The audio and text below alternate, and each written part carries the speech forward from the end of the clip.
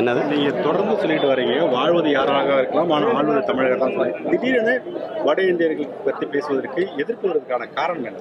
திட்டமிட்டு இவங்க கிளப்பி விடுறதானே. நீங்கள் திருவண்ணாமலையில் எதிர்க்கட்சி தலைவராக இருக்கும்போது ஐயா ஸ்டாலின் அவங்க வாக்கு கேட்குறாங்க. அந்த காணொலி இருக்குது பார்த்தீங்கன்னா, இந்த மாதிரி வட இந்தியர்கள் இந்திக்காரர்களை உள்ள தள்ளி இவங்க வந்து பாரதிய ஜனதா அதன் மூலமாக வளர்ந்து வந்துடலான்னு நினைக்குது.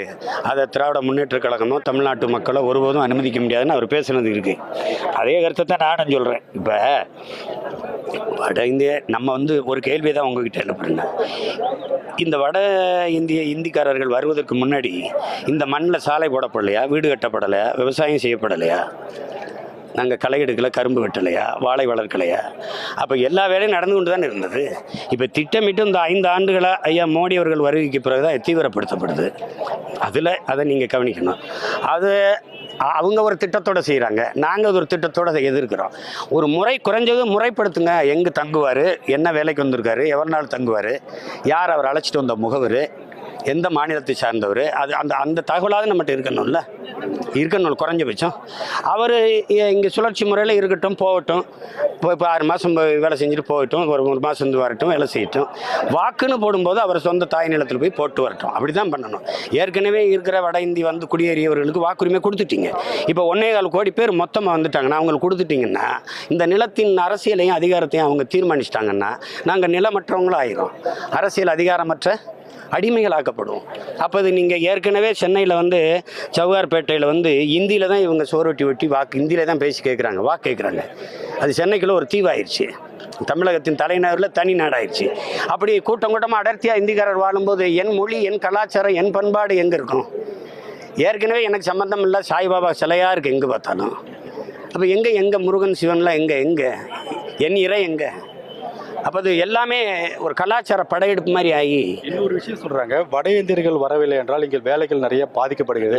சமீபத்தில் வந்து இல்லை நான் சொல்லிடுறேன், முழுமையாக சொல்லிடுறேன். ஹோட்டல் உரிமையாளர்கள்லாம் தமிழர்கள் வேலை செஞ்சாங்கன்னா நாங்கள் தயாராக இருக்கோம், ஆனால் அவங்க வரலை, அதற்காக தான் நாங்கள் வட இந்தியரை அழைத்து வருவோம்னு சொல்கிறாங்க. இப்போ வேலைக்கெல்லாம் பாதிக்கப்படுதுன்றாங்க. இதை எப்படி அது இப்போ வட இந்தியர்கள் வந்தபோது அவங்க தொழில் இந்த நிறுவனத்தை தொடங்கினாங்களா? இல்லை ஏற்கனவே நடத்தி கொண்டு தானே இருந்தாங்க. அப்புறம் இவங்க வந்துட்டதுனால நீங்கள் இவங்களை பணிக்கு அமைக்கிறீங்க. நான் கூட சொன்னேன், நீங்கள் என்னோட எண்ணெய் வச்சு எனக்கு இங்கே எத்தனாயிரம் பேர் வேலைக்கு வேணும்னு சொல்லுங்கள், நான் அனுப்புகிறேன்னு சொன்னேன்.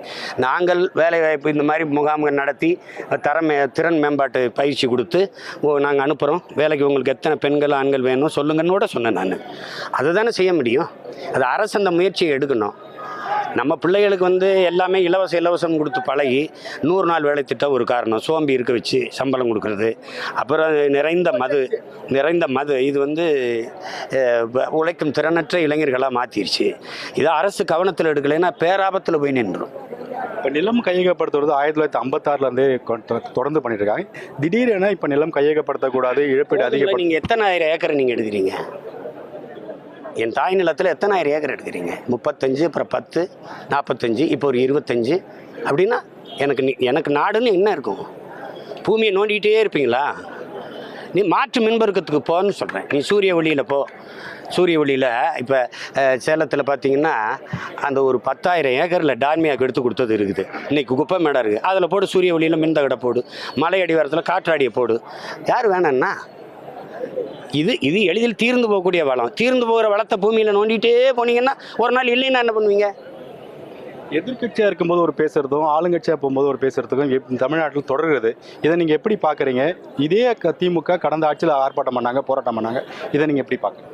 அது அவங்க தொடர்ச்சியாக செய்து கொண்டு தான் இருக்கிறாங்க. நீங்கள் நாங்கள் வந்தால் நீட்டை ரத்து பண்ணுவோன்னது, இப்போ இந்த வட இந்திய பிரச்சனையில் அவங்க பேசுனது எல்லாமே எதிர்கட்சியாக இருக்கும்போது ஒரு நிலைப்பாடு எடுத்துக்கிறாங்க.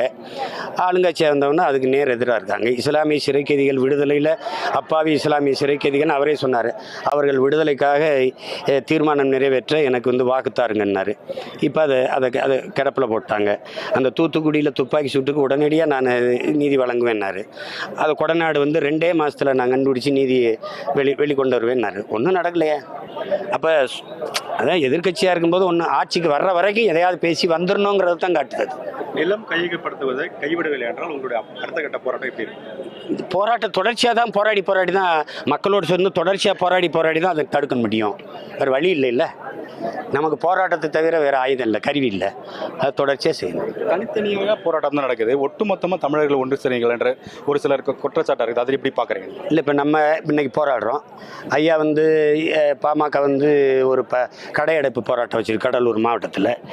அடுத்து வெவ்வேறு கட்டமாக எடுத்து செய்யணும்.